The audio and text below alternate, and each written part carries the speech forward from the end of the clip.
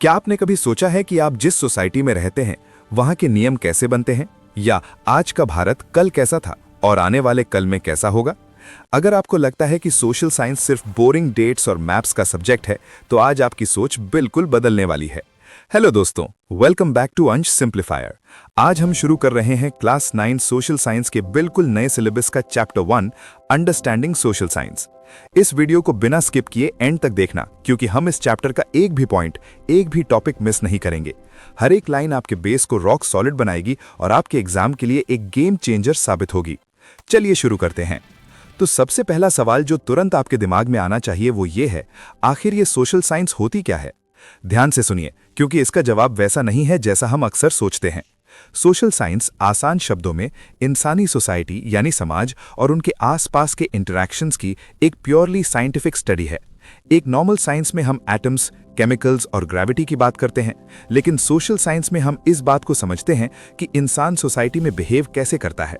इसका main focus इस बात पर होता है कि लोग एक साथ कैसे रहते हैं, एक दूसरे पर डिपेंड कैसे करते हैं, इंस्टीट्यूशंस कैसे बनाते हैं और अपने आसपास की दुनिया को शेप कैसे करते हैं। ये चैप्टर हमें सिखाता है कि बिना इंसान और उसके बैकग्राउंड को समझे हम दुनिया की किसी भी बड़ी प्रॉब्लम को आज के टाइम में सॉल्व नहीं कर सकते। अब जब हमें मीनिंग समझ आ गया तो अगला सवाल अपने आप उठता है, इस सब्जेक्ट का दायरा यानी स्कोप कहाँ तक फैला हुआ है? क्या इसमें सिर्फ पुरानी किताबें और बीता हुआ कल है? बिल्कुल नहीं। इसका स्कोप इतना बड़ा है कि ये आपकी डेली लाइफ की हर छोटी बड़ी चीज को कवर करता है। इसे डीप में समझने के लिए हमें इसके मेन पिलर्स को देखना होगा।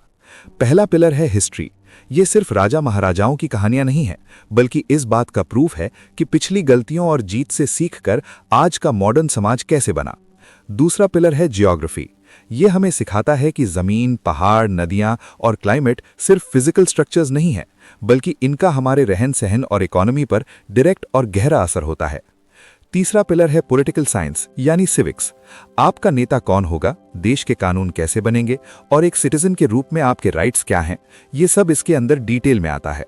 चौथा पिलर है इकोनॉमिक्स।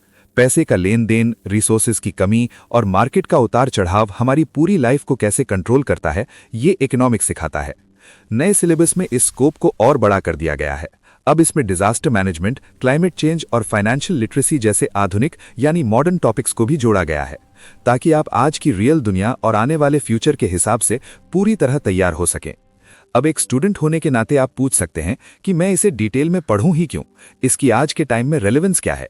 ये लाइन आपको बहुत ध्यान से सुननी चाहिए, क्योंकि इससे आपका नजरिया बदलेगा। दोस्तों, दुनिया आज बहुत तेजी से बदल रही है। सोशल साइंस आपको सिर्फ इंफॉर्मेशन रटना नहीं सिखाता, बल्कि आपके अंदर क्रिटिकल थिंकिंग डेवलप करता है।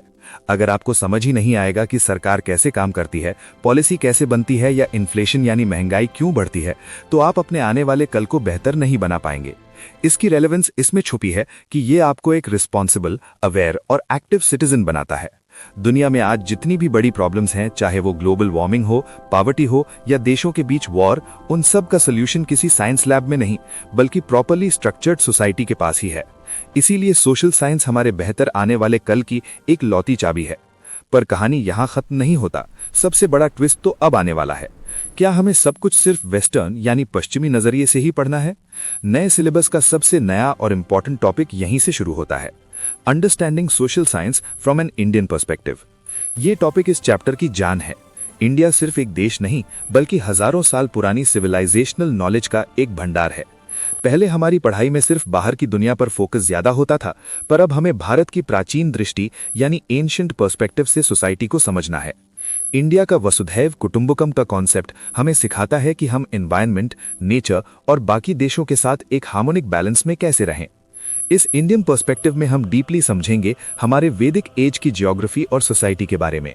हम देखेंगे कि कैसे हमारे प्राचीन ट्रेड रूट्स, क्राफ्ट्स और मर्चेंट्स ने पूरी दुनिया की इकोनॉमी को शेप किया। हमारी नॉलेज सिस्टम्स जैसे मैथमेटिक्स, मेडिसिन और एस्ट्रोनॉमी ने दुनिया को क्या दिया, और हमारा एंशिएंट पंचायत सिस्टम और रूट्स ऑफ डेमोक्रेसी कितने स्ट्रांग थे। ये टॉपिक सिलेबस में इसीलिए डिटेल में ऐड किया गया है, ताकि आप अपनी मिट्टी, अपने कल्चर से जुड़कर एक ग्लोबल लेवल पर गर्व से कम्पीट कर सकें। तो दोस्तों, क्या अब भी आपको लगता है कि सोशल साइंस एक बोरिंग सब्जेक्ट है? मैं उम्मीद करता हूं कि इस वीडियो के बाद आपका नजरिया पूरी तरह बदल गया होगा। ये था हमारे क्लास 9 के नए सिलेबस के चैप्टर 1 अंडरस्टैंडिंग सोशल साइंस का एक डीप और डिटेल्ड ब्रेकडाउन, जहां हमने एक भी कॉन्सेप्ट या लाइन को स्किप नहीं किया। अगर आपको ये वीडियो इन्फॉर्मेटिव लगी और आप चाहते हैं कि आगे के सभी चैप्टर्स को हम ऐसे ही डीपली और स्ट्रेट फॉरवर्ड तरीके से कवर करें, तो अभी इस वीडियो को लाइक करें। आपको सबसे इंटरेस्टिंग पिलर कौन सा लगा? हिस्ट्री, ज्योग्राफी, इकोनॉमिक्स या इंडियन पर्सपेक्टिव? मुझे कमेंट्स में बताना मत भूलना। और हाँ, आगे आने वाले सभी चैप्टर्स के लिए अंश सिंप्लीफायर को अभी सब्सक्राइब करके बेल आइकन जरूर दबा लीजिए।